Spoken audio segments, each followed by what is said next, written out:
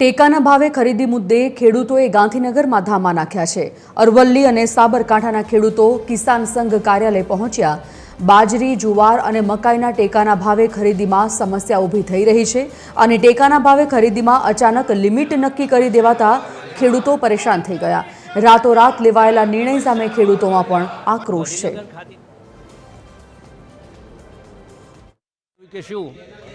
ગાંધીનગર ખાતે એટલા માટે આવવું પડ્યું કે રાત્રે સરકારને સ્વપ્ન આવ્યું કે શું પરિપત્ર કરી દીધો કે સવારથી 100 મણ બાજરી જ લેવી।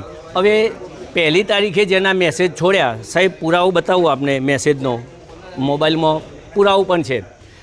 હવે એ પ્રમાણે ખેડૂત માલ લઈને સેન્ટર ઉપર ગયો તો ત્યાં જઈને એને ખબર પડી કે 100 મણ બાજરી જ લેવાની છે, તો બાકીની બાજરી 2 ટ્રેક્ટર એને પાછો ભાડાનો ટ્રેક્ટર કરે હોય, ભરાવાની મજૂરી, પાછું લઈને આવવાની, ખાલી કરવાની મજૂરી, એટલે ખેડૂત તો બરબાદ થઈ ગયો ટેકાના ભાવ લેવા જવામાં।